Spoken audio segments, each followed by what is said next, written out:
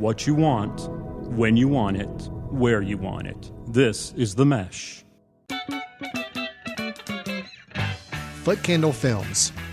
Film news and reviews from two guys who really like movies. This episode is brought to you by the Footcandle Film Society. For a schedule of upcoming screenings and membership information, visit the Society's website at www.footcandle.org. Hello, everyone, and welcome to Footcandle Films here on themesh.tv. For those of you who have missed us, we've been away for a while. Been on spring break. That's right, spring break. My name's Alan. This is Chris. Hello. Chris, long time no see. I know. Not really, No, but we see each other almost every day. But long time that we haven't had in front of the microphone here to record an episode of this show. So we're very happy to be here again. This is Footcandle Films. This is our show where we talk about movies. We give a few movie reviews. We talk about some movie news. And then we always end up the show with an online recommendation, a film that we think maybe you should go check out online, either through Netflix or iTunes or wherever it may be, either one that got missed, overlooked, or just maybe worth revisiting. But before we get to all that, we do have a lot of movie reviews to cover. We got to catch up. Because we got to catch up. We did a few episodes in April, but here in May, we haven't done any. So we got a few we need to get you back up to speed on. It's true. Here's the rundown for the 4 movies. That's right. 4 movies we're going to be reviewing for you today. The Amazing Spider-Man 2, Godzilla, a little independent film called Blue Ruin, and then another one to wrap it all up called The Double. And we'll explain all those films as we get to them. But we are going to be reviewing all 4, followed by news and recommendation here on today's show. Sound like a plan, Chris? Yes. Looking forward to it? Yes, absolutely. Yeah, me too. So let's go ahead and get started with our first one. This is a big blockbuster movie that we're going to talk about. This is The Amazing Spider-Man 2. We have the power now. We can change the world. Then let's go catch a spider. I made a choice. This is my path.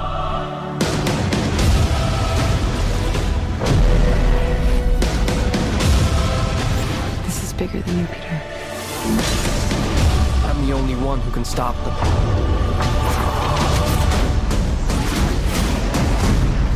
I'm Spider-Man. Chris, I seem to recall on this very show, Yes. probably 3 years ago, The Amazing Spider-Man came out. Yeah. And you and I reviewed it. We did. You were not kind to the movie overly, if I seem to recall.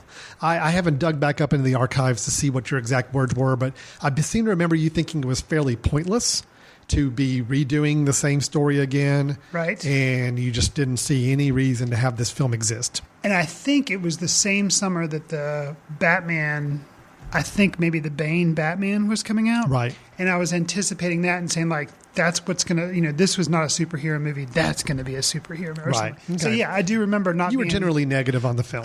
I was. Where I was generally positive. I did like The Amazing Spider-Man. I'm a Spider-Man nut, so, I liked actually that movie better than the Sam Raimi trilogy. I thought it was a better personification of Spider-Man and Peter Parker. I thought it had better humor. I think it had better action. Okay. I liked it. I did echo your concerns that it's a shame they had to reboot the whole thing with this new film, but overall, I kind of wish Raimi's films would have disappeared and this would have been the only one. I would have absolutely loved it. Okay. Here we are, though, a few years later, and it's sequel time. Yes. You and I talked in the news not too long ago about this film, and I brought up to you that, boy, I'm really kind of concerned because it seems to be overloaded with bad guys and so much going on. And that's generally when these blockbuster movies start to lose me.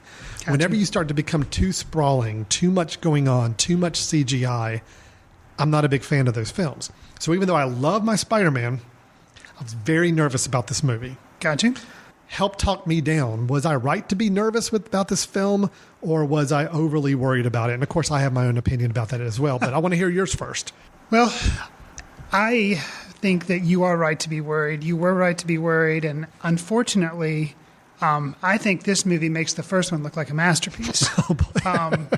So it was exactly, and I remember in the news segment you said, "Oh, they're showing the villains in there, and there's not just going to be one villain. There's not just going to be two villains. There's going to be like three villains. And I was like, oh, maybe that could be cool. X-Men has a lot of heroes, so why couldn't you have a lot of villains? And they also have a lot of bad guys too, because it's a whole mutant army thing. So I was like, well, whatever. It's and I wasn't that attached to the original one, so maybe but no, I think your fears are well grounded. I felt the movie was all over the place story-wise, and the villains were distracting.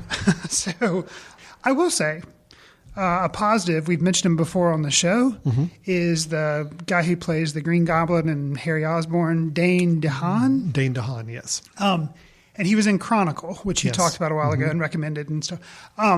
He was really good as the Goblin, I thought, or as Harry Osborn, which he spent the majority of the time doing. But I thought he was really good, and I can see potential for him being really interesting in the future. The script was just all over the place, and certain things were cartoonish in the way that Batman and Robin was cartoonish with George Clooney and Chris O'Donnell. Yeah, that atrocity, yes. Yes, that atrocity. And that bothered me with this. Not that superhero movies can't have a funny line in them, but just the way it was handled. So I'm predicting that you probably were troubled by this film. Not as much as you, but I definitely did not like it as much as the last Spider-Man movie. Okay. I did like it better than you, probably because I really liked.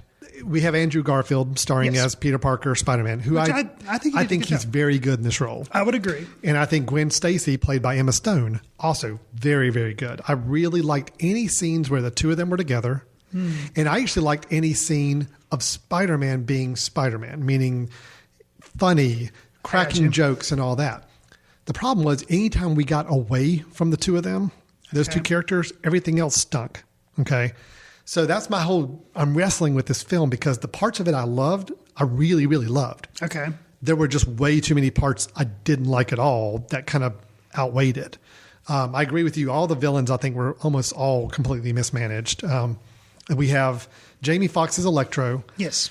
I think you have an interesting idea for a villain there, but I don't think Jamie Foxx quite knew how to play him. I think he played him way too caricaturish before he became a supervillain, almost to the point of the Batman and Robin over the top. Right. And like then he became this nerd stereotype from like Revenge of the Nerds. Exactly. And then when he became a villain, it was all cliche catchphrases and just, it wasn't really well done at all. Didn't work for me. Dane DeHaan as Harry Osborn, who does become the Green Goblin. I think we're okay to say that at this point. I think so. Yeah, he was the best of all the villains we had, but again, he almost seemed to be thrown in as an afterthought at the end of the movie just to give them this last piece that they didn't really need to squeeze into this already long film. Patience. Yeah. I agree. It doesn't make sense to me. I understand, like, they're thinking, let's cram a bunch of villains in because we want to make this a really huge movie and it'll draw a lot of people. But if they're wanting to make sequels, it would seem they would also want to do a little bit of franchise care and actually spread things out so they could milk it for all it's worth and kind of tease villains but not have them do this. Here's my concern. So, here's a little bit of where I feel like this all went wrong, and it's back behind the screen dealings. I'm afraid that what happened is Emma Stone, who plays Gwen Stacy. I'm not going to go into spoilers to say what happens to her character and how the story ends and all that, but I think they had to make some decisions with her character, probably based on contractual agreements with her. Unfortunately, there are certain people, if you are follow the Spider-Man lore and have been reading or know the stories, there's a certain path her character has to go down. Okay. And it has to be involving a certain villain. Okay. And to have it done other ways would have really been an affront to a lot of the fans of the story. Fanboys and stuff. So in other words, I think they kind of put themselves in their own hard, tough position where they felt like we had this one story we wanted to follow, but oh my gosh, we've got to squeeze in this other story too, or else we can't do it. Okay. And that became a mess. That's not the way you should make a movie. You should concentrate on just making a good movie. You should make a good movie. But unfortunately, these guys, I think they tried so hard to make this a step in the franchise direction and not making it a good movie. So that's my issue with it. I mean, there were great, great moments in this film. I mean, there again, as me as a fan of the character, there were some dead-on perfect Spider-Man moments. Okay. Some of the action beats, his personality during those scenes, spot on, perfect. Actually, I smiled a few times, like big smile on some of the scenes. Unfortunately, within 5 minutes, I'm also groaning and rolling my eyes on some of the choices they made with other characters. So I liked it better than you, but I was still very disappointed as an overall picture of a film. It's interesting. You commented on whenever Gwen and Peter Parker would be on screen together, you liked some of those moments. I like both actors. I think they did a fine job with what they were given to do. Mm-hmm. But I was irritated. The first film had a lot of Gwen Stacy relationship with Peter Parker. Mm-hmm. And it was kind of like at the end of the film, it was on again, off again. And at the end of the film, it looks like it might be on again. We come to the sequel, and it's like off again, and then it's on again. And I was done with that in the first movie, and I didn't like the fact that they were kind of hinging on the whole relationship. But I am not as familiar with the source material as you are, and I'm assuming that is kind of a big part of the Spider-Man comic, as well as fighting villains? No. Okay. No. The problem there was it's all the script. I mean, the script of this film was really bad. Okay. I don't think it's the actors or the characters' fault. I think they were playing the part that the script told them to play. Sure. And I think they played it really well. Unfortunately, the script had to have them start out together, had to have them break up, had to have them kind of get back together again to make the ending more powerful. When, again, right. I agree with you. The way the first film ended, they could have much more easily transitioned from that without being so overly complicated. Right. And if they hadn't had that roller coaster ride in the first film, then it would have been okay in the second. But the fact it was like, I don't know if these were the same writers who did the first Amazing Spider-Man or if they brought in all new writers. It's just the script was really weak, not very well done. The overloading of the film with so many things just more focused on building a franchise for the future than they were about making a good movie. But I will say, if it wasn't for the acting of Andrew Garfield, for me, Emma Stone, and the way they played their two characters, right, I would have hated this film. Absolutely hated it. Gotcha. As it is, I like certain parts of it. I'm just overall disappointed. I think, I was surprised at how unwieldy it was. Mm-hmm. For instance, we've touched on a couple of things, something that I can also throw out. There are two things. I mentioned too many villains. Like Paul Giamatti as the Rhino was completely unnecessary and tacked on. And I felt like was kind of wasted, could have been its whole. And Paul Giamatti, we've talked about him before. He's a good actor. I respect him. I like what he does. And he was so throwaway here. It was completely ridiculous. Well, again, they are focused on building the franchise more than they were the story, because his character and his role is being set up for future films. Okay. Unfortunately, though, when you've got a film that's already overloaded with crap and you add that in and you've got such a great actor and you just really kind of waste it, yes, you may be building for the future, but when you're building with already so much stuff already crammed in there, it loses all impact it could. I think I see your quote on the back of the movie box, Spider-Man 2, overloaded with crap. It is. I mean, that's really the problem, is that there were so many good elements done, but when you've got Peter trying to find out what happened to his birth parents, which was a whole subplot that just became unwieldy and uninteresting throughout the film. That was one of the ones that I was the most interested in, and I felt like they just did a really poor job of it. I don't think they know what to do with it. Yeah. And then you've got Harry Osborn coming back, the whole plot with him, which also could be very interesting, and had two good actors playing those two parts, but it was just rushed, and all of a sudden we're supposed to believe that these two were best friends, and they're not best friends, now they are again. And it's just, things had to happen just to get to the last end point, and that's not the way you make a movie work. Then you've got the whole Electro thing, which he's got his own storyline, which was also very shortchanged, I think, and made to be just a caricature in the end. Then you had... what else? There was like other plot lines too. It was Aunt May being a nurse trying to make ends meet. And all this kind of stuff. Sally Field, great actress, like her. Then you've got the whole Rhino, what you said about the Paul Giamatti. Right.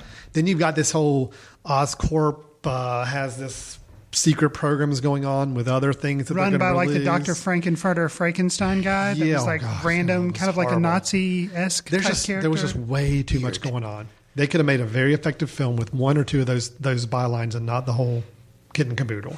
I do feel like they really are just trying to say, we've got to hurry up and get to the third movie, which is going to do these things. And to get there, we've got to make A, B, C, and D all happen. Right. And trying to cram that in a 2-hour, 20-minute movie. Didn't work. It was a long movie, but it actually made it feel like even more overloaded than it needed to be for that length. So anyway, Amazing Spider-Man 2, we're both Not happy with it. You really did not like it. I liked moments of it, but overall I'm going to give it a decent. We're doing a thing, just so everybody can understand, we're doing a thing with our Letterboxd accounts where we're actually going to star rate the films at the end of our reviews. Those are the star ratings you're going to be able to see on our Letterboxd account if you want to go online and see the films we're watching. We feel like that's a good way to kind of wrap up our review and kind of give it our little star rating thing. I'm going to go out and say that I really debated between a 2.5 and a 3 for this one. The only reason I'm going to give it a 3 is because there are enough things in it that I really, really liked that if it was on cable in the background when I'm around the house, I'll watch parts of it again. But I almost gave it a 2.5 because there's just enough things in there disappointing me.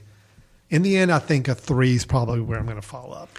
Well, I actually had this or something very similar to it in Letterboxd on my kind of short review.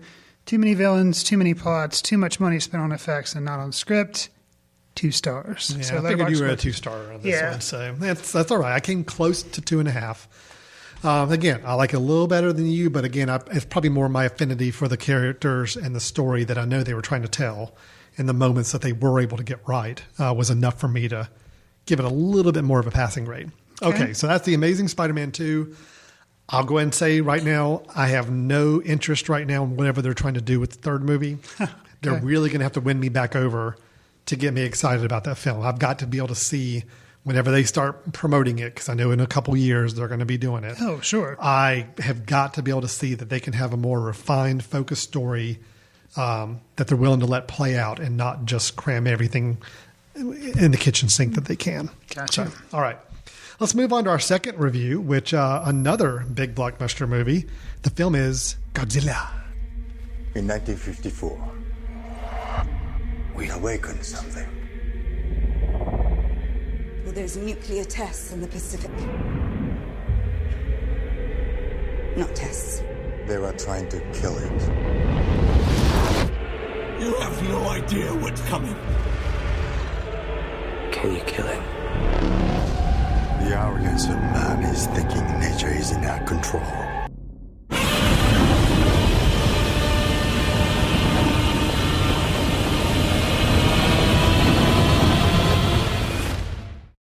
Summers are prime time for rebooting franchise blockbusters or trying to launch new ones. We just talked about Spider-Man 2. 1954 was the first time a giant lizard named Godzilla rampaged through Tokyo.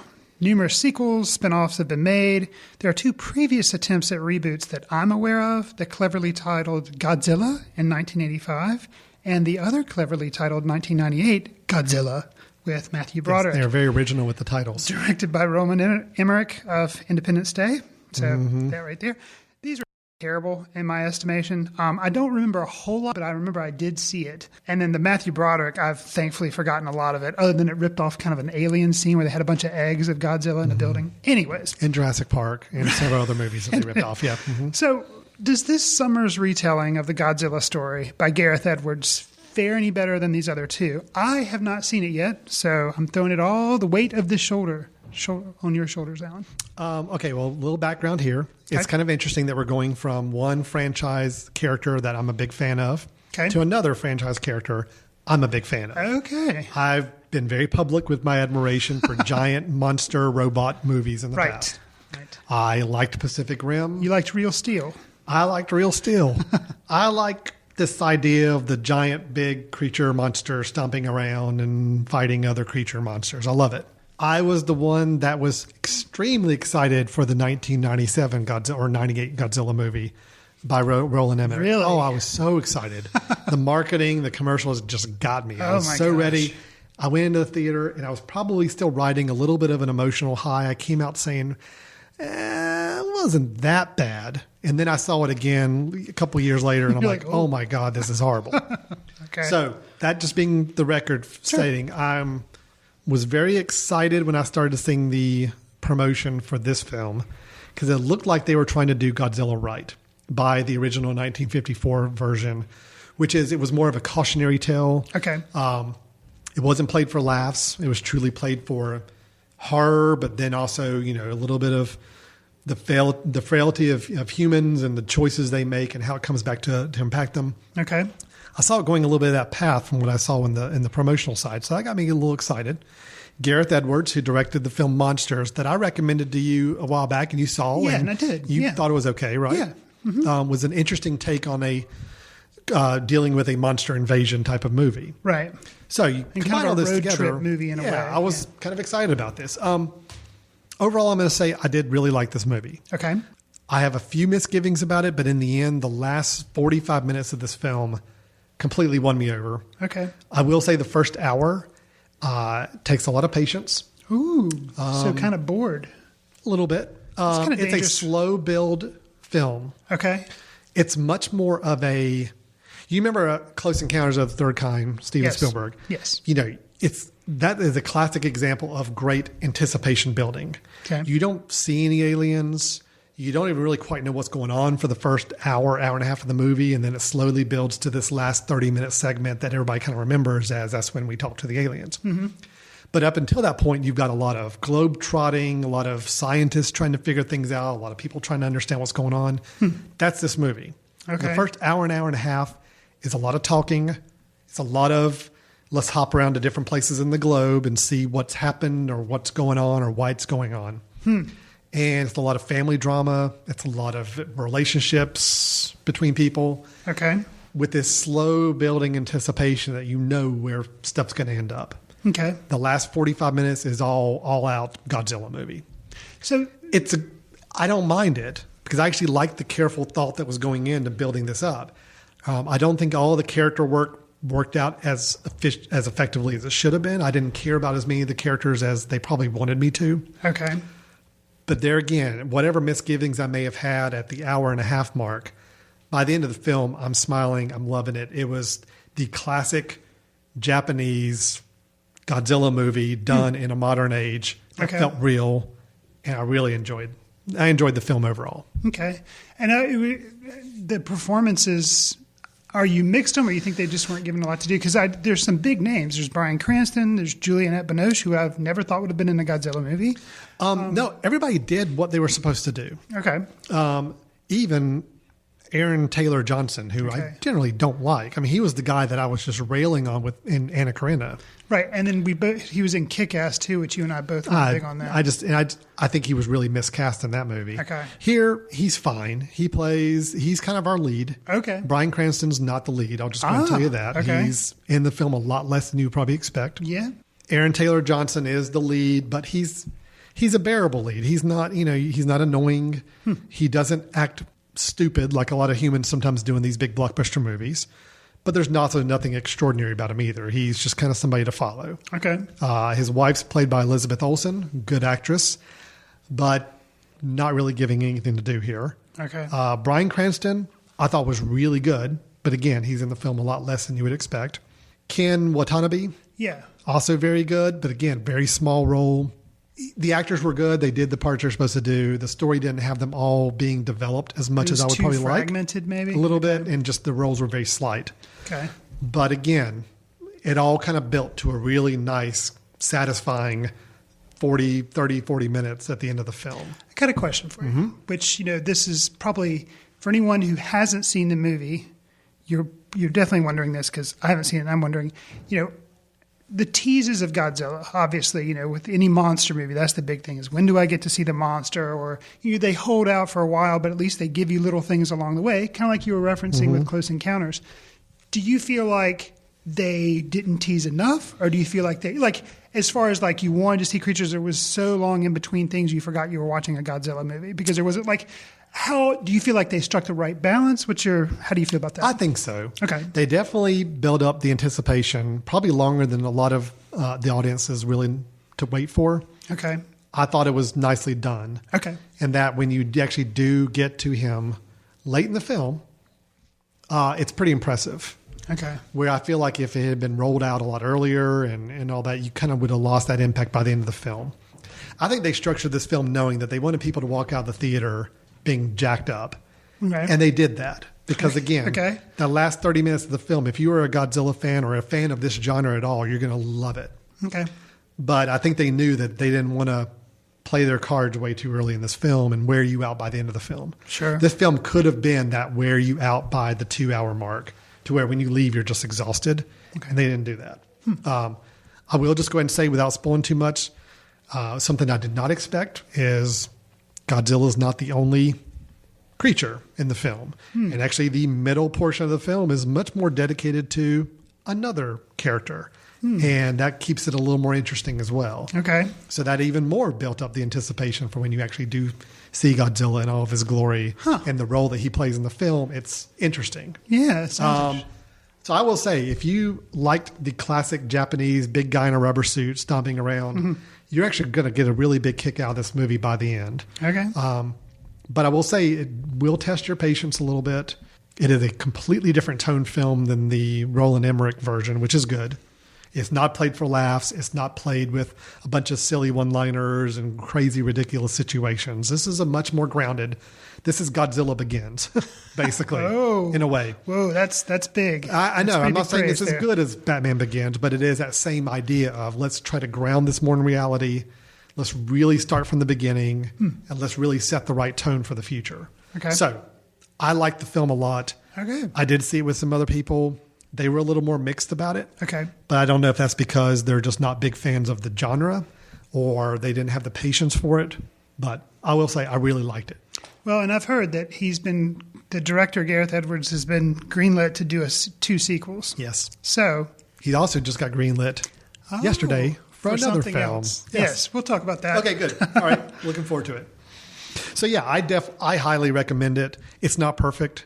There are a few misgivings. There's a few points I really would have had them do something different. And I wish the characters were more people you wanted to follow and wanted to spend more time with. But in the end, you're making a Godzilla movie. This was a very good Godzilla movie. We'll leave it at that. Okay.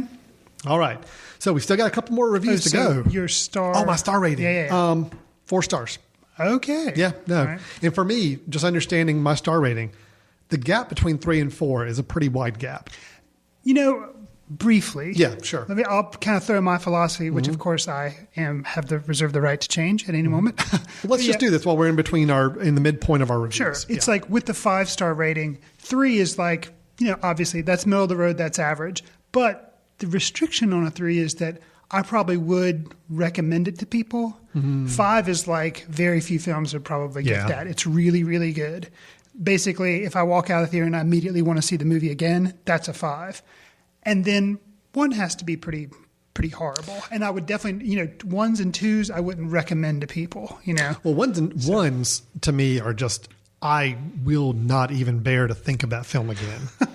2s are films that I can't recommend. They were not good.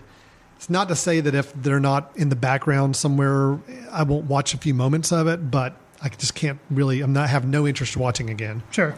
3s are...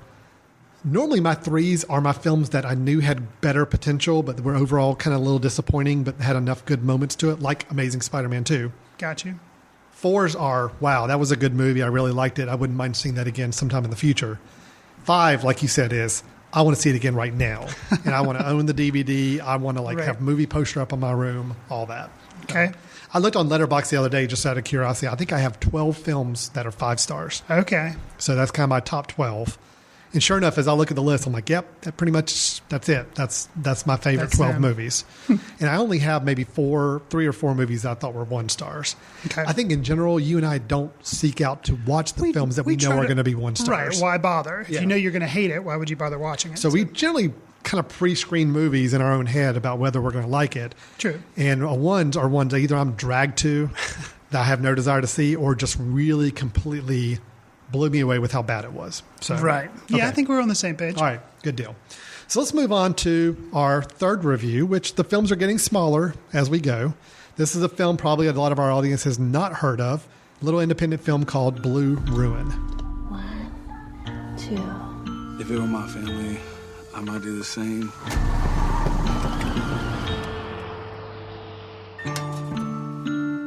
I know this is personal. That's how you'll fail. I'd forgive you if you were crazy. But you're not. You're weak. Hello. It's me.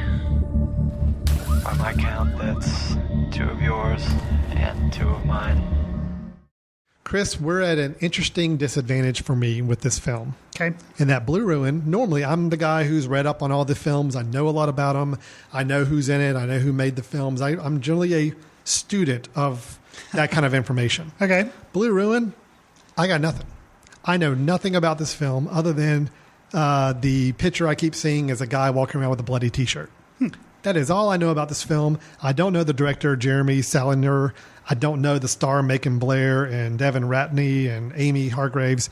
I know nothing. But you do know Eve Plum. She was in the Brady Bunch. Oh, Eve Plum's in it. Oh, yeah, there you She go. That's all I know. So at this point, this is going to be the shortest introduction setup for you to tell me about a film known to man. Tell me, why should I go see or not go see Blue Ruin? Okay. For those of you who have seen Blue Ruin, you can continue to listen to this. For those of you who haven't, take my word, it's worth seeing. I'm not going to tell you anymore because I don't want to ruin anything. So but I haven't seen Blue Ruin. So how can I close my ears for the next 5 minutes while you talk about it? I'll try to keep things vague because I don't want to be spoiled. It's But I went into this movie knowing nothing about it. Okay. Just having heard it was good. And so I went in and I just was bowled over. So I won't spoil anything. But for instance, one of the things that hit me immediately was it was a very stylistic movie, and it did what film is meant to do, where it show you things instead of even have to tell you things through dialogue or through forced, like hammered situations that just so conveniently happen. The beginning of the movie is dialogue free. I don't know how long, if it's like 15 minutes, but it's dialogue free. But you understand what's going on because of the shots they did and the cinematography and how they do a lot of tracking shots leading you through situations. And it just communicates everything. And it's like, that's what's films where you don't have to have a narrator sitting there telling you, all this like dialogue in head stuff. Right. No, they just let it happen. Okay. I mean, it was just really satisfying to see such a good movie that I had little idea even existed. Wow. I think a lot of it comes back to the fact that Jeremy Saulnier, how do you say his last name? Saulnier. He wrote and directed it. So I think this may be kind of a big, a love of his. Like this movie was a pet project that he was going to have made. It wasn't his first movie. I'm unfamiliar with Murder Party, which was his first movie. I'm not either. Don't even know anything about it.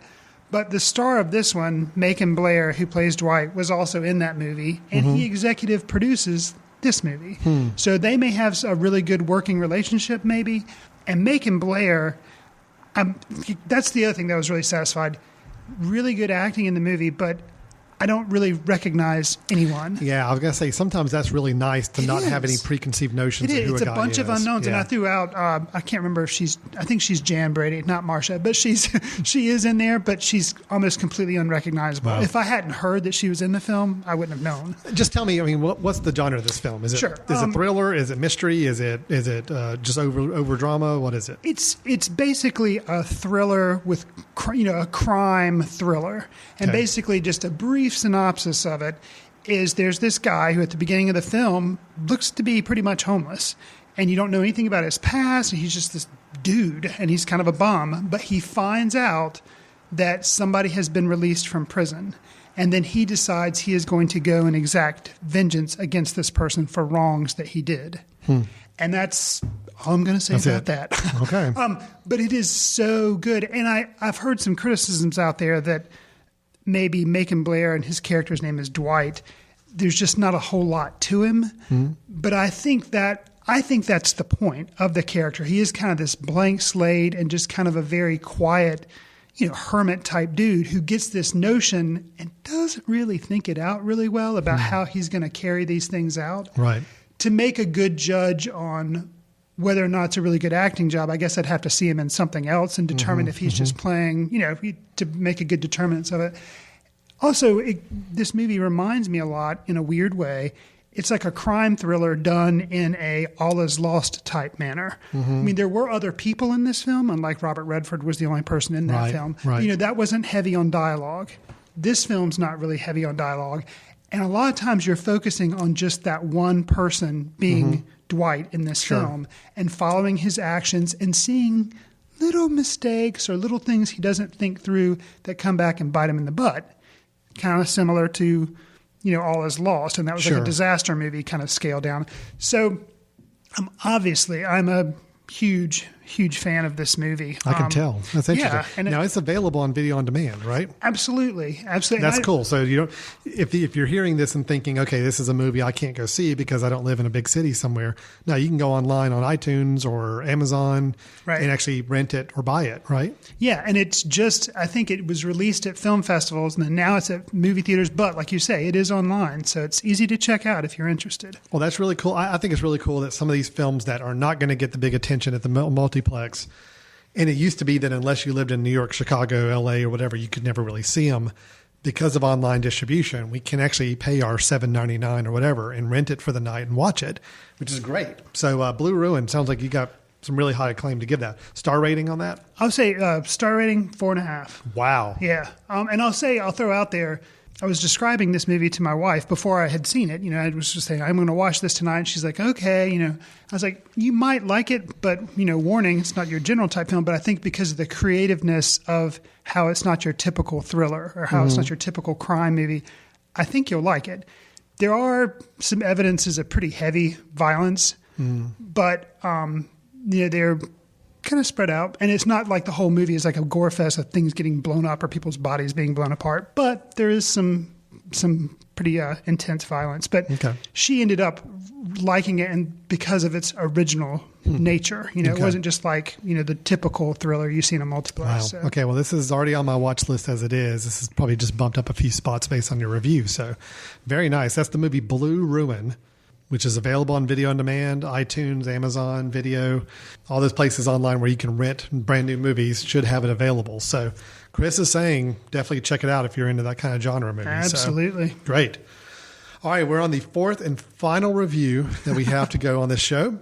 Our Take catch a shot up, of our coffee, makeup, our makeup review show, as we talk about the latest film starring Mr. Jesse Eisenberg. The film is called The Double. I'd like to introduce everyone to our newest coworker. Please welcome James Simon. Have you spoken to the new employee? James? Yeah, sure, I met him. But did you notice anything strange about him? I mean, did he remind you of anyone? Who did you have in mind? This guy just started. Why can't you work like that? This man is a fraud. He stole my face. This is not me. This is not me, sir!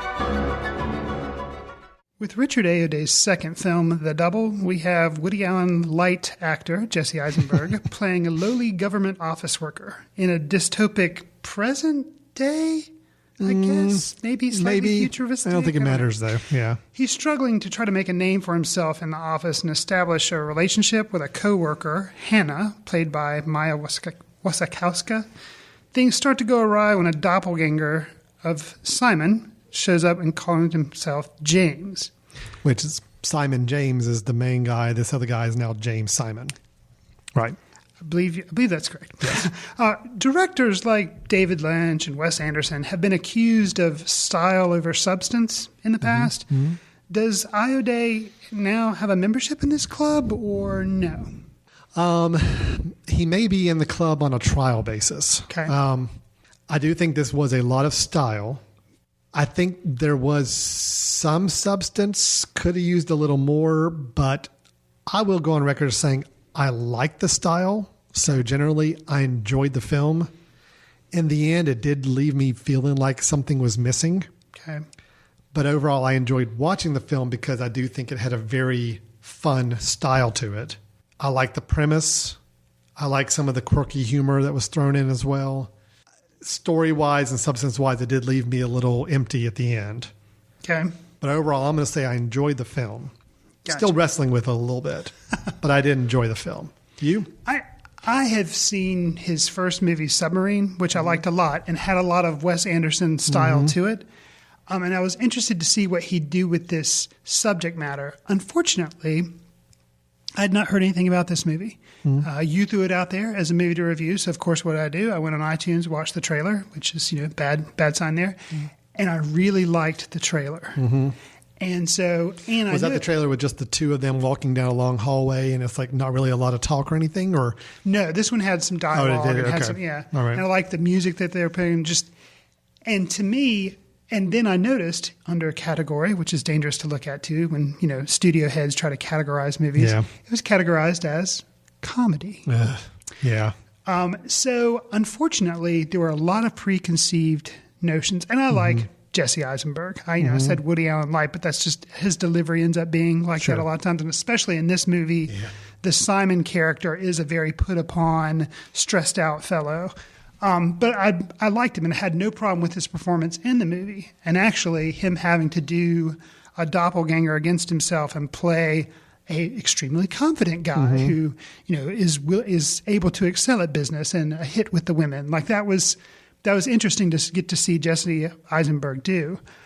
But ultimately, I would definitely say for me, this movie was much more style than it was substance. And that was really disappointing because I wanted both. And I thought basically you take the style from something which was really good, like the set design and the lighting design, costume design, all that stuff was really cool, but it didn't end up having any story. And I kept being reminded of a Terry Gilliam movie, Brazil, which had kind of a very similar depressing darkness to it, but it had some story to go along with it. And I felt like this one could have used some more story to help it. I liked it better than you did, only because there was enough fun.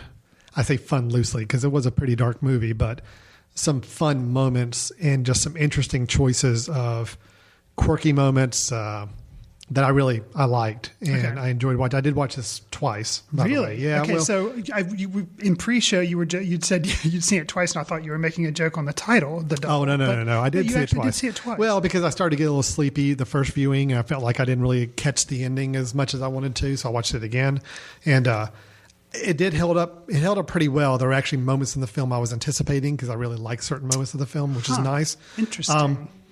I'll tell you a couple parts of the film or elements that I thought were really well done, but unfortunately didn't go far enough. Okay. So it was nice ideas, but then they never followed through with it. Okay. This corporation or company where he works, yes, I thought was fascinating, but we didn't get too deep into it. Right. You really could have learned a lot more about it.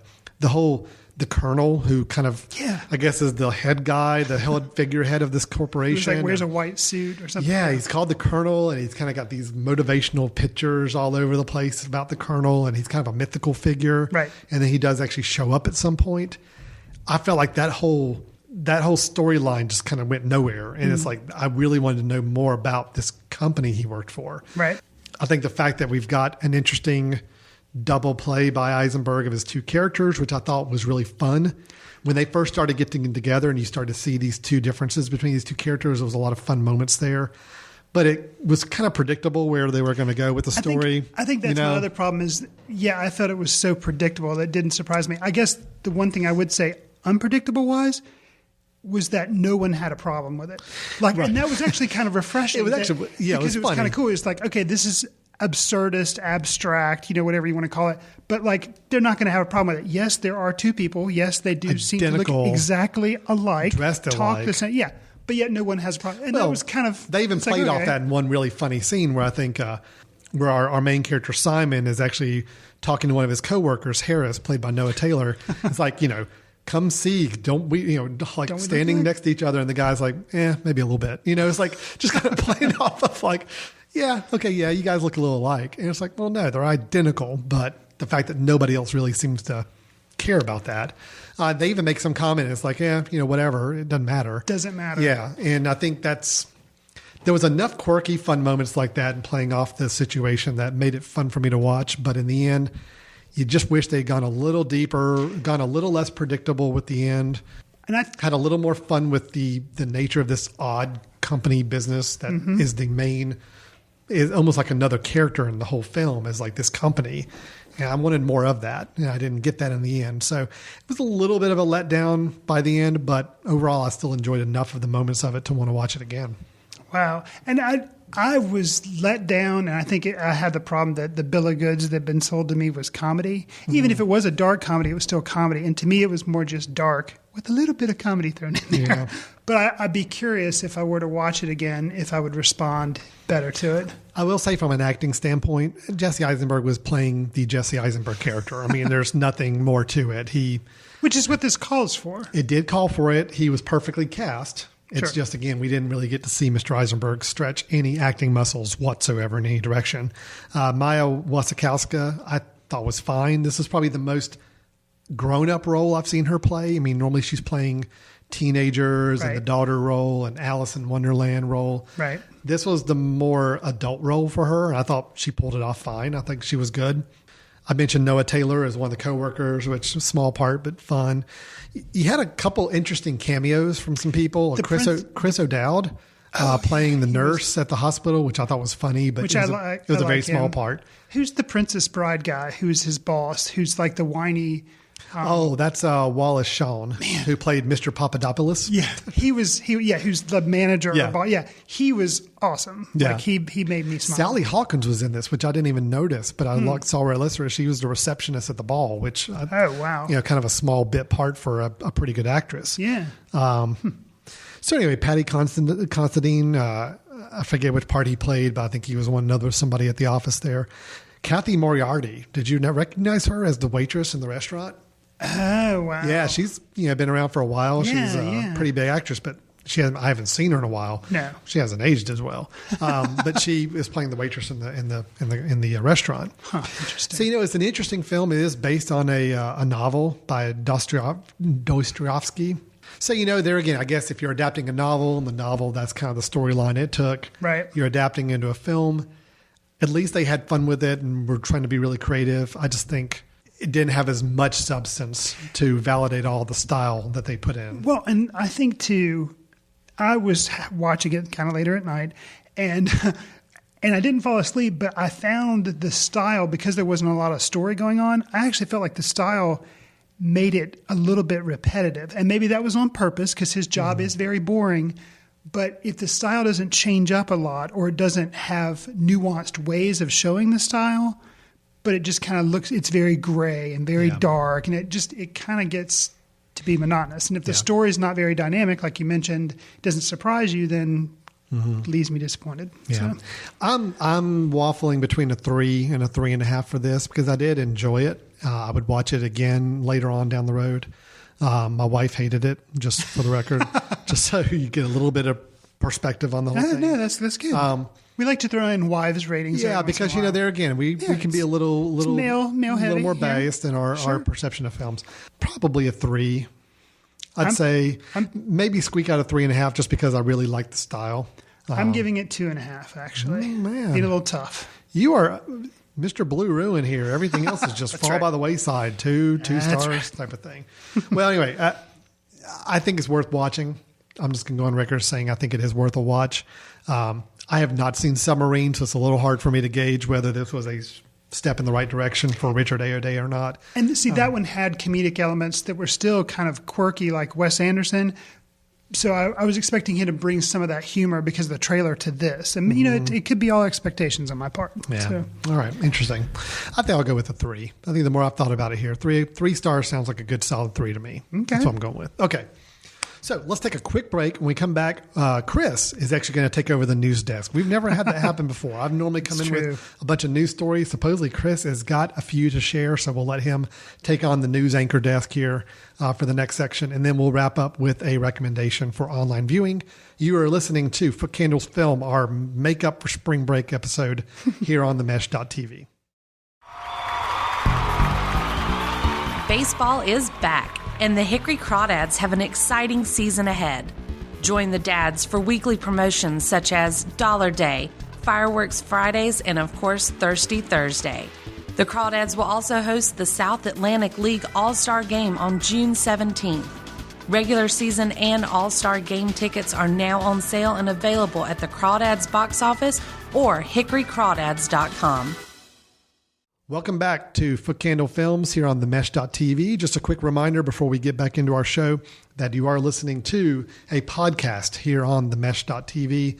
We encourage you to go check out the other podcasts available on the Mesh Network by visiting themesh.tv. That's spelling out the word the, THE, mesh.tv. You can see a whole variety of shows there, from sports shows to entertainment to business shows to talk about parenting. I mean, we got a nice variety of shows to check out on the network. They're all free. You download them. You can listen to them from the website. You can listen to them through iTunes. You can subscribe to them through Stitcher Radio. A lot of different ways to listen to the shows.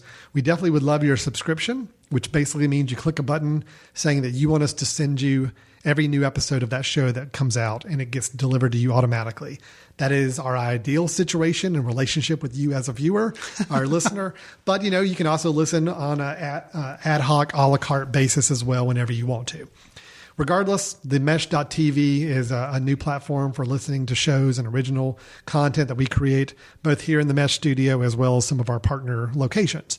So check us out and also drop us a line if you've got any comments, questions, or thoughts about what we're doing. We'd love to hear from you at info@themesh.tv. All right, so Chris, you are our news anchor today. We are so excited. Mr. Fry is going to regale us with some news headlines that we will then comment and discuss. So, Chris, take it away. I need to do the news anchor job more often because the dressing room was cool and like all the snacks that you have and stuff. We have a lot of perks. So, yeah. Well, we'll start off with, we kind of teased it in our review of Godzilla. But so Mr. Gareth Edwards has been tapped to do a Star Wars. We don't even have Star Wars Episode 7 yet. But Gareth Edwards, I guess, because he's taken home a big paycheck from Godzilla, they think, hey, you've done a good job. He's been tapped to do a spinoff, Star Wars spinoff movie. Yes. How do you feel about that, Alan? Well, okay, Gareth Edwards, of course, directed Godzilla.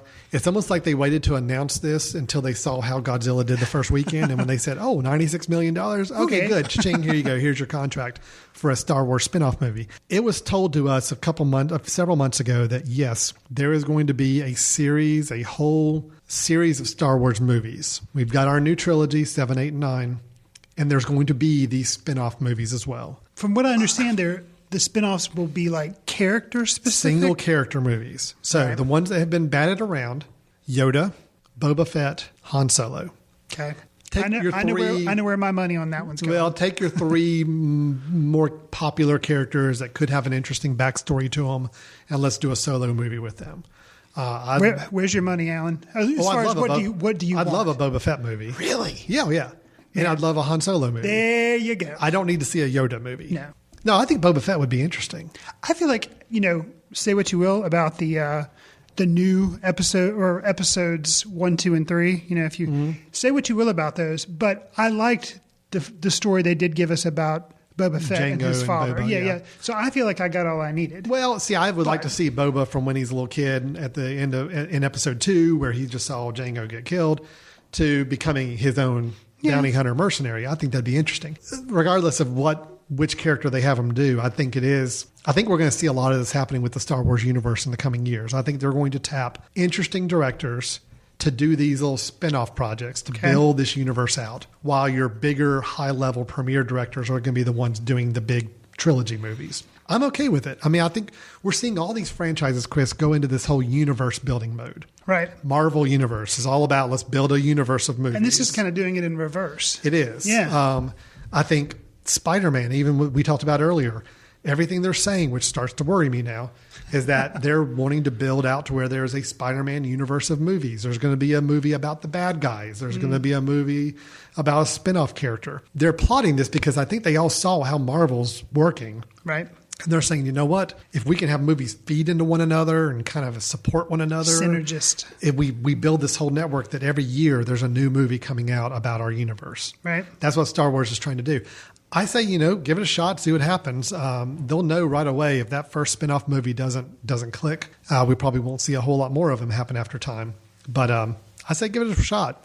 If it's the right character and they've got an interesting story and it's not just a cash grab, I'm all for it. Your thoughts? I mean, I think it's interesting. I didn't know anything about it until the Gareth Edwards announcement was made. Like I didn't know they were planning spinoffs. I didn't know any of that. Right. So interesting. Yeah, it's interesting. I think he's probably capable, but of those three, I really hope it's Han Solo because I don't think the other two will be as interesting. But I could be wrong. Tying into that, someone who is helping out with Star Wars 7. But first, he's finishing up his work on Avengers: Age of Ultron. Andy Serkis. Oh, yes. Okay, so this is the guy who played Gollum. And people were like saber rattling that they think he should have been nominated for Academy Award for some type of, I guess, best supporting actor. He's about to come out with Dawn of the Planet of the Apes this summer. Do you think this is going to revitalize that whole debate? Which I think people were talking about it after the first Planet of the Apes movie that he was in as well. They kind of started saying he needs to get some kind of recognition. Do you think that whole tsunami is going to hit again? If he is playing a motion capture character in Star Wars. Oh, that's true. Because Maybe he may he's not be. Okay. Andy Serkis has played his own live, a real in person King before. Kong he did, right? He played the boat captain or whatever. Right, he did. He also played King Kong. But yes, you're right. He did play the real character too. It's very possible. I do think that Dawn of the Planet of the Apes, is that the right one? Or is I it? think so. Okay. I think that's what it's called. Which I'm moderately looking forward to. I thought the first one was fine. Thought it was an interesting movie. It was better than I expected it to be, but I wasn't blown away by it. I think if he puts in a very stellar performance again as Caesar, and Caesar seems to be a little more human acting from the trailers I've seen. Okay. So it's a little more of a chance to act, maybe. Okay. If he puts in another solid performance, I could definitely see that talk coming back up again about motion capture performances. Sure. We don't know if Star Wars is going to be a motion capture performance or not. Everything we hear about Star Wars is they're trying to minimize the use of CGI and go more practical. People in mask, models for ships, all that. So there's no telling whether he's being hired for Star Wars for one or the other.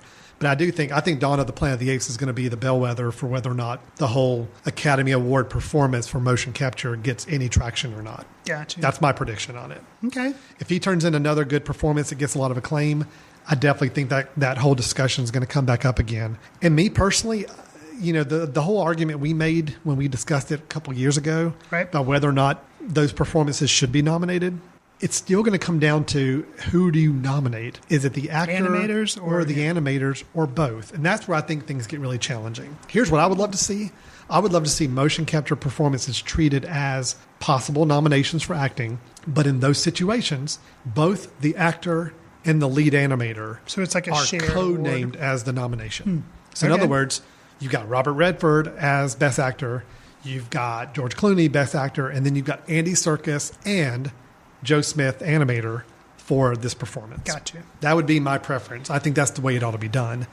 Because the animator is just as important, if not, you could argue almost more important to making that character work sometimes. And for the actor to be the only one to get the acclaim for it is kind of a shame. Right. So, yep. Okay. This is fun. I like you. I like you going with the headlines here. To another franchise, Alan, tell me how excited you are about the announcement that was made for Gal Gadot or Gadot. Oh, Wonder Woman. Oh, okay. I had no clue. Oh, I'm all over this. Who this woman was. Okay, so Zack Snyder, he's directing the Batman versus Superman. They've announced already that he is also going to be directing a Justice League movie that will be coming fast on the heels of Batman versus Superman. And I can one-up you on that, Chris. And that Wonder Woman is going to be played by Gal. How do you say her? Gal Gadot, I believe. Gadot. Yes. Do you even know who she is? What has she been in? Okay. Nope. She's fairly unknown, which I think is good. Okay. I'm okay with that. Good. I like the unknowns when they bring them into big, high-profile pictures like this. Okay. Yeah, this is a project that's very interesting. And being someone who did not care for Man of Steel, right? So Zack Snyder's kind of wearing thin on me right now to know that they are basically handing him the reins to this whole franchise. Right. I can't say I'm excited about it in any way, shape, or form, but I will say... Did you know Cyborg is going to be in it as well? Cyborg is going to be in it. They've even talked about a couple other people. Basically, this movie just got its title released like 2 days ago. I don't know if you heard it or not. I have not heard the title. It's Batman versus Superman. Oh, you're talking about the Batman versus, not the Justice League movie. Okay. Batman versus Superman, The Dawn of Justice. Nice. That is the name of the movie, officially.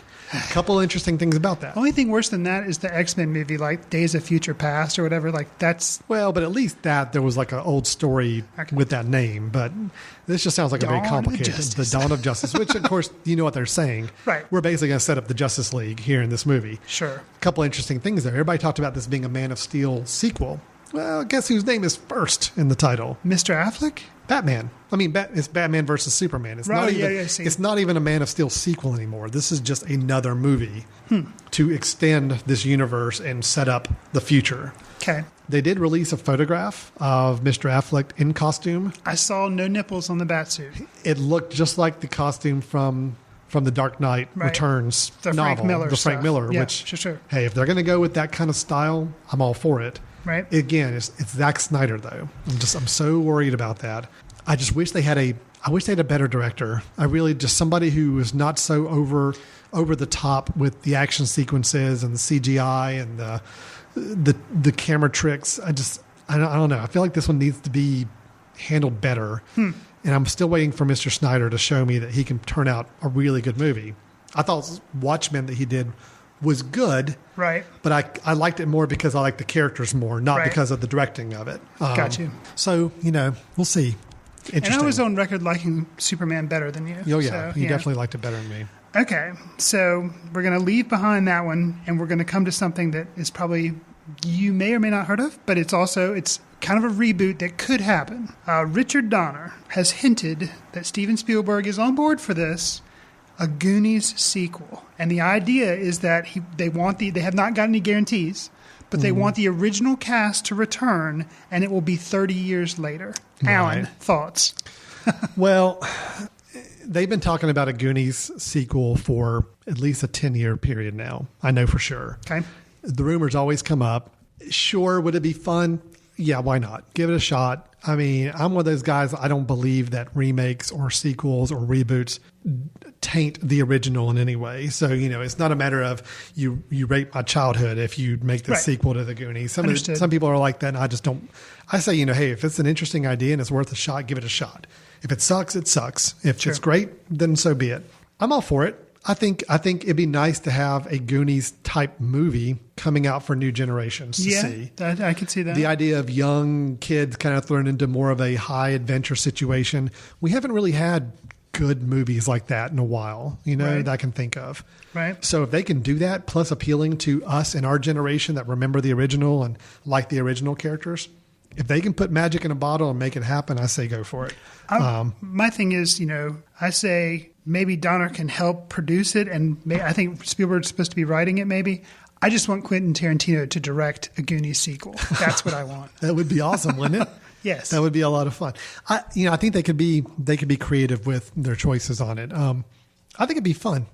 As someone who has been reading a lot of articles about Indiana Jones and the Temple of Doom, because I think it's like an anniversary of when that movie came out. Okay. There's been a lot of essays and articles written about the importance of that film, which I agree with. I actually think it was a very interesting movie at the time it came out. Sure.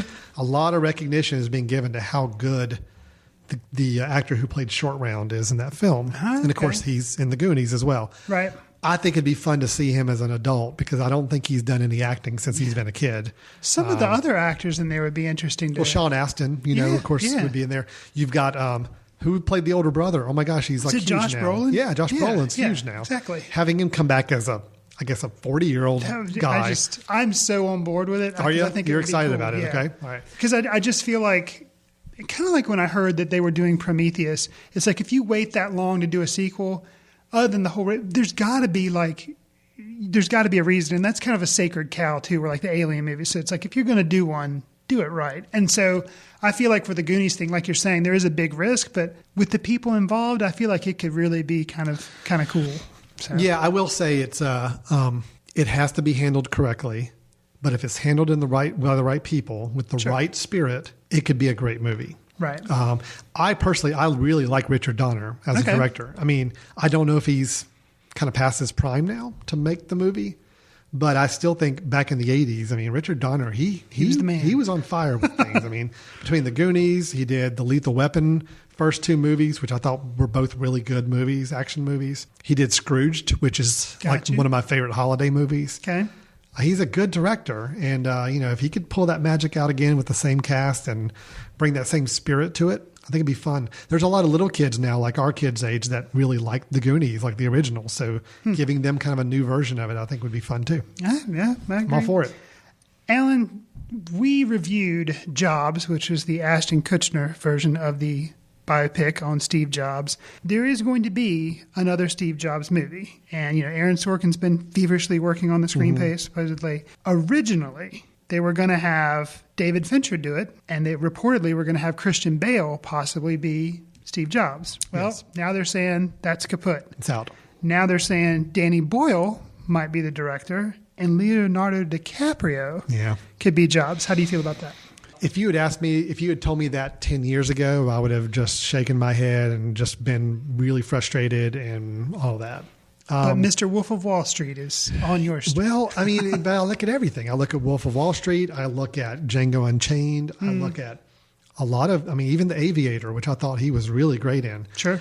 The guy can act. And you know what? I think what we learned with the Social Network movie is that it doesn't really matter how much the lead actor looks or even acts like the real person. It's like, did they create a character that we can at least identify with and understand kind of more about that person through this performance? So, Jesse Eisenberg looks to me nothing like the Facebook founder. Zuckerberg, yeah. And Zuckerberg, I've seen him talk. He's not the Woody Allen, nebbish kind of guy that Jesse Eisenberg played him to be. But yet you learned enough about his personality and character through that performance that I think you kind of felt like you learned more about, Zuckerberg. Right. So, hey, if DiCaprio can put together an interesting performance and depiction, it doesn't matter if he's not as tall or as whatever the physical features. I think as long as he can put together a strong performance and the script is solid, which I do trust Sorkin with the script. Sure. I say, you know what? I trust them to pick who they think will put together the best performance on this. I'm on board as well with Sorkin being the writer because, Social Network was great and it was about technology. And I feel like when I heard Fincher, I was like, well, that makes sense because he did Facebook. That kind of makes sense with this. Danny Boyle, I like Danny Boyle, but I kind of thought that's an interesting choice for director. I love Danny Boyle's films. So I'm taking that kinetic energy. Doing like something based on real life. This is like, well, of course he did 127 hours. That's true. That's true. What Danny Boyle will bring to the table is a lot more kinetic energy than maybe the Facebook movie had. Right. Where that was, that was very much, it was a beautiful film and it was well shot, well edited, but it didn't really add a lot of kinetic energy to it, where Danny Boyle would. Danny Boyle giving kinetic energy to a Steve Jobs conference call meeting, that would work. Yep. I can totally see that. You take the energy of Steve Jobs, the passion and the fire behind him, and turn him loose with somebody like Danny Boyle to depict that on screen. It could be really interesting. What I'm curious about, so Zuckerberg, I'd never seen him, and I saw Jesse Eisenberg portray him, and I didn't have a problem with it. I've seen, as I think most people have, Steve Jobs. So I agree. I think DiCaprio is a fine actor, but I wonder how much of a struggle it'll be for me to imagine him as Steve Jobs, because I don't think they look anything alike. No, there's makeup and you put clothes on him and stuff, but still I think that'll be interesting as opposed to Ashton Kutcher. I'll say one thing. I thought he looked like Steve Jobs. He looked like him. That was it. So it'll be interesting to see. It'll be interesting, and it'll be interesting to see how they handle that. Do they just throw a black turtleneck on him and say, "Okay, your jobs, go"? See, I think that's really what it's going to be. As long as you wear the glasses and the turtleneck, you play this part how you want to craft this performance, right? Which again is, I think, what they did with Eisenberg and Zuckerberg is just, all right, he's kind of socially awkward, he's a genius, he's maybe got an ego. Go, make something out of that, and that's what they did. So I'm ready. I'm ready for it. I need something to wash the taste of that Jobs movie out of my mouth from Ashton Kutcher. Oh gosh, that was not good.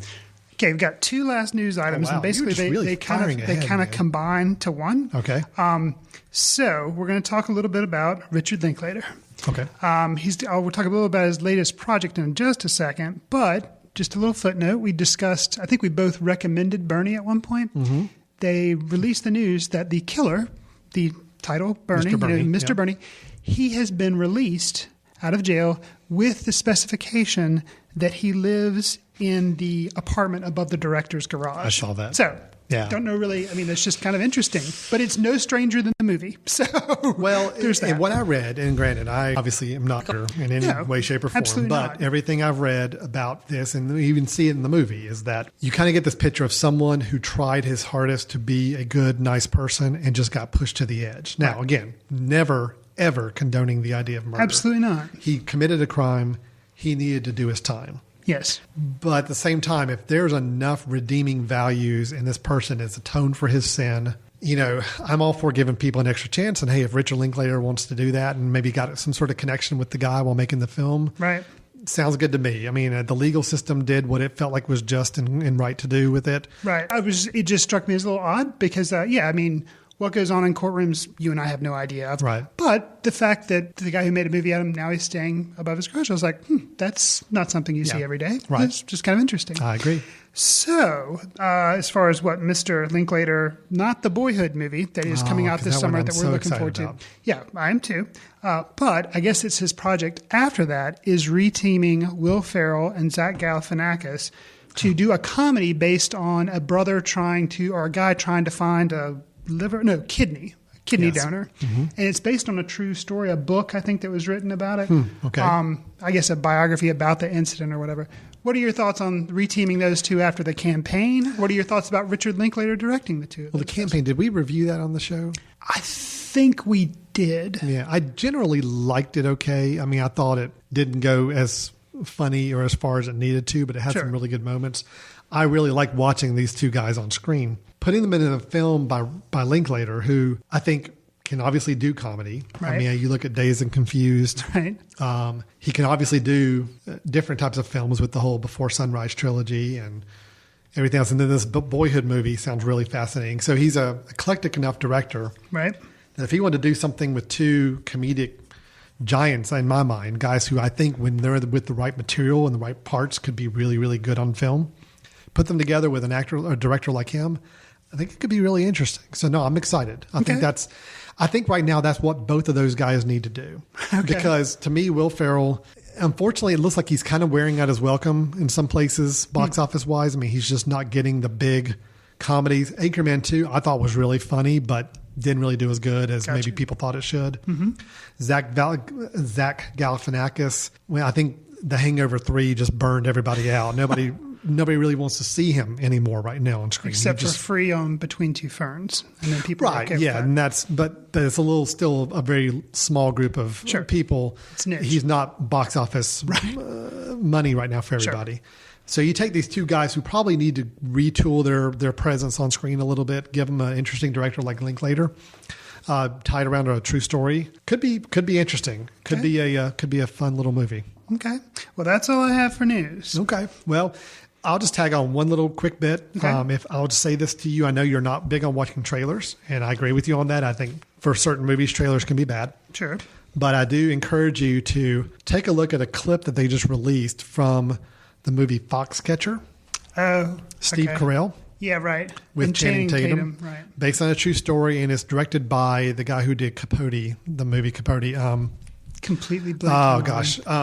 I really can't believe I just blanked on his name. I'll come up with it in a second here. Okay. But they've released a clip. I think they released a trailer, but I haven't watched the trailer. I just watched the clip because I was curious. And it premiered in Cannes just recently. Yeah, right? Steve Carell playing a very dramatic part. It's based on a true story of a millionaire who is fascinated by men's wrestling and becomes a wrestling coach and ends up murdering one of the wrestlers and having trying to still coach his brother. I don't quite know exact story, but it's a very dark story. Right. But watching Steve Carell's performance just in this short clip, he's completely transformed. And it's actually creepy, watching him. I don't know, this could be a really interesting performance to watch. Bennett Miller is the one who directed Capote, which I thought was a really good movie. Yeah. So anyway, Foxcatcher, I do encourage you to at least check out the clip. It's just a quick dialogue scene between Channing Tatum and Steve Carell. Okay. But you get a taste of where this film's going, and looks like it could be really interesting. Okay. So, Chris, let's wrap up the show with our recommendations. This is what we want people to maybe seek out online, maybe films they either might have missed or ones that maybe didn't get the acclaim they should have, or just in general things we think people ought to go back and revisit. So with that, I've got kind of an interesting mixed bag of ones for me. I'll go ahead and say you have more than one? I've got two, only because both of them are only half recommendations. Okay. So two halves make a whole. I've kind of gone through, this is the problem I've got with my recommendations right now. Gotcha. I have gone through all of the films I would recommend to people that we haven't talked about in the show already in some capacity. Okay. So I'm digging a little deeper in my Letterboxd queue to find films that are maybe down in that 3.5 star level. Oh, okay. Which I don't really want to give recommendations for a 3-star movie, but there are a couple I want to give a shout out because I do think they have some interesting elements to them. Gotcha. So I'll leave it at that. What do you have to share with us? Okay, well, I'm going to recommend a movie called Robot and Frank, and it came out in 2012, I believe, and it's exactly what it sounds like. It's a movie about a guy named Frank, played by... I thought it was about a guy named Robot. No. And a robot named Frank. That'd be awesome. Now, Frank Langella plays a retired cat burglar, and he lives in a small town, and he has, he's by himself, and he has problems with memory loss. And he has 2 kids that come in and check on him, and they're played by Liv Tyler and James Marsden, and they have the aging parent dynamic with their older father. It's just really interesting to see how they make comedy elements in this film, but it's kind of it's serious. It's a drama, too, because you're dealing with a guy who's having memory problems, and it's just really well handled. Susan Sarandon's in the movie as well, and Peter Sarsgaard as the voice of the robot. Oh, really? Yes. Is just so dead on, because I like Peter Sarsgaard anyway, and his voice shows the right amount of inflection sometimes, but yet still monotone like a robot. It's it's awesome. I think it's very nuanced. I think it's incredible. Check the movie out. I had heard of it when it came out, but then it just kind of dropped off the radar. Yeah. I think because it's 90 minutes, and it's kind of, you could pass it off as just being fluff, because it does have a little bit of romantic, it's kind of like a romantic comedy in a way. Right. With Frank and Susan Sarandon plays a librarian, and the relationship they have. But it's also, I think it's so much more than that too, because it kind of talks about how technology is isolating people. And she's a librarian, but yet the place she's working is slowly becoming all digital, and basically is going to kick her out, more or less, or have her isolate her as a job, and it won't be like people come to the library anymore. It's just...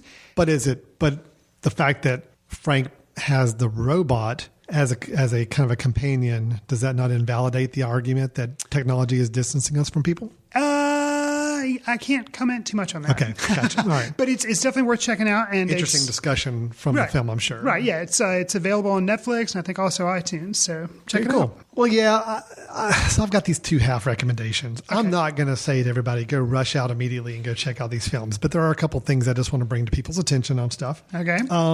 One, mainly because I guess another reason I was ultimately disappointed with Amazing Spider-Man 2 is that Mark Webb, the director, I've seen him make a really good movie, and that was 500 Days of Summer. And I don't recall if I've ever recommended this film or not, but I really really liked this film. It is a quirky romantic comedy starring Joseph Gordon-Levitt. Thank you. Yeah, he's awesome. He's very good in the movie. Zoe Deschanel is in it as well, playing the typical Zoe Deschanel character.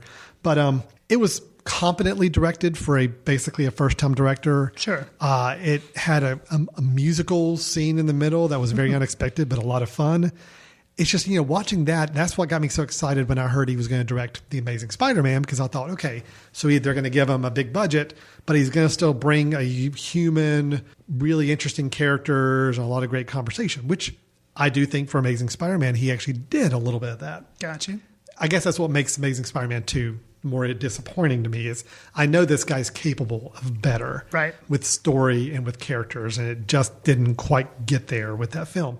But I will say, if you're in the mood for a really nice romantic comedy that's got a lot of quirk to it, a lot of interesting directorial decisions, 500 Days of Summer, I think, is a really fun movie. Okay. Not a great movie, just a good, fun movie, something to watch in some downtime. The other one I was going to mention, I'm really torn on this film because ultimately I like it and I have recommended it to people, but it's one of those where you have to be in the right frame of mind for it, is Donnie Darko. Oh, okay. I like it, and the only reason made me think about it is kind of looking at Jake Gyllenhaal. I haven't seen the movie Enemy yet. I know you were maybe trying to see it as well. Well, I wanted to compare it to, we didn't even talk about that, to The Yeah. Devil, but it's a similar storyline. Yeah. So, right. So me thinking about his performances a little bit, I thought, Donnie Darko is kind of the first movie I remember him being in where I just kind of recognize him as an actor. Right. And it was also Richard Kelly's first big film that I think we all kind of saw him as a director. Unfortunately, he hasn't really done much since then. It's gotten any real acclaim. What was the movie he came out with right after that was big budget, had The Rock in it? Yeah, Sarah I don't Michelle remember the name Gellar. of it. I can't remember it either. It was supposedly a big disaster. I mean, Yeah, it just I saw did not it, do but well. I can't remember the name of it. Which Then he tells did The you- Box with Cameron Diaz and James. Right, which I saw that as well. Okay. James Marsden. Yeah. So you're actually a Richard Kelly completist, I guess. In a way, I guess right? I am if he's only made 3. Yeah. Well, anyway, Donnie Darko, I think, is a very interesting film. It's got one of my favorite moments of film. I know what it is too. Yeah. It's the Steadicam shot Yeah. with the To the Tears for Fears song. Tears, yeah, Oh. yeah. I still, every time I hear that Tears for Fears song's head over heels, I picture that whole sequence of the film. I think if it means that much to you, that warrants the recommendation right there. Yeah, Every I time guess- you I hear think you're that right. song, then it's like that's a done deal. And that's why I keep coming back to it, even though I still wrestle with it. Sure. There's still a lot of complicated elements to the film. Sure.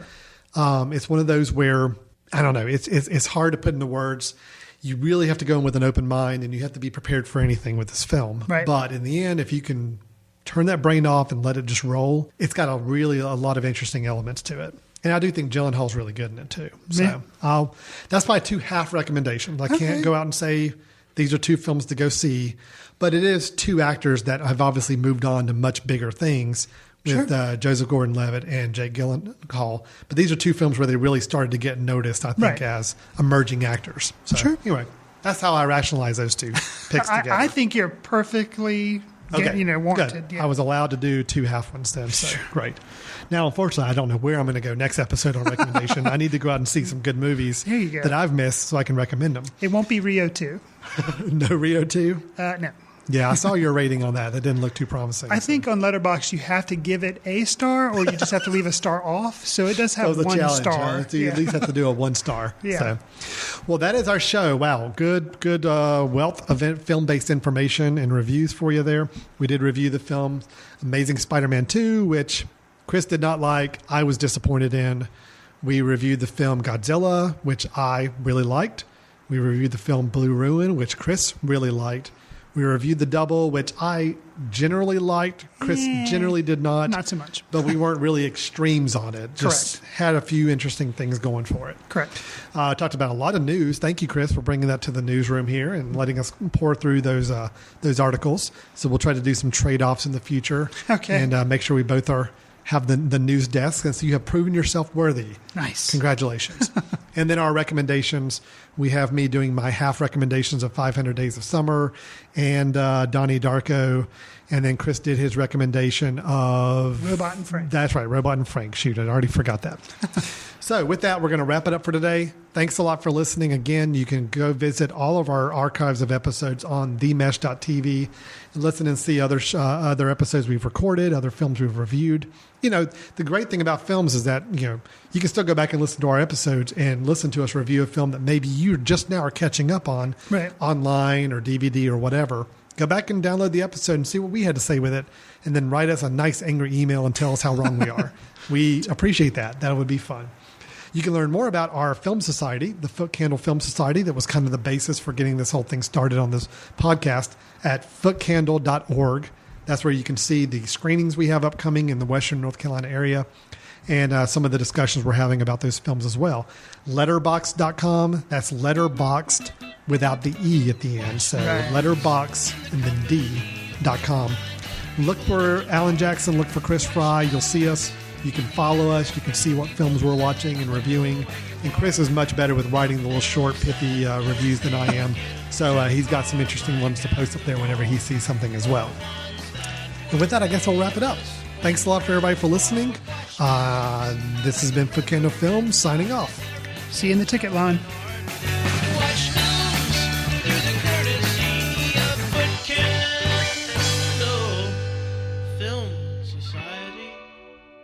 Special thanks to Carpal Tuller for the show theme music. For more about Carpal Tuller, visit www.carpaltuller.com. You've been listening to The Mesh, an online media network of shows and programs ranging from business to arts, sports to entertainment, music to community. All programs are available on the website as well as through iTunes and YouTube. Check us out online at themesh.tv. Discover other network shows and give us feedback on what you just heard.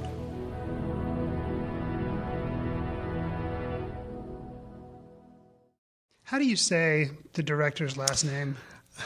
Iode? Iode. Iode. Richard Iode. Iode. Okay. That or it's Iode. Iode? I don't know. Hold on. I'll let you know. Iode or Iode? How do you pronounce Richard Iode? Here we go. I love interview. Ioade. Ioade. Ioad. Ioade. Ioad. Ooh, boy, that doesn't seem right. Ioad. Hold on, I'm not trusting that page. Ioad. This could be an outtake, Jay. I was trying to decide how to pronounce this guy's name. Hold on, here's another page. AOD. AOD. AOD. AOD. AOD. AOAD. AOAD. AOAD. Boy. AOAD. AOD. I'd say he's just right to go. AOD. AOD. AOD. That's what we're going to go with. AOD. AOD. Richard AOD. Richard AOD. People with your names. Come on. I know. Throw us a bone. AOD. Whatever happened to John Smith? Mm-hmm. AOD. AOD. Okay. Okay. Mr. AOD, if we mispronounce your name, you can certainly reach out to us and let us know how to do it. Or change your name to Smith. I mean, come on. All right.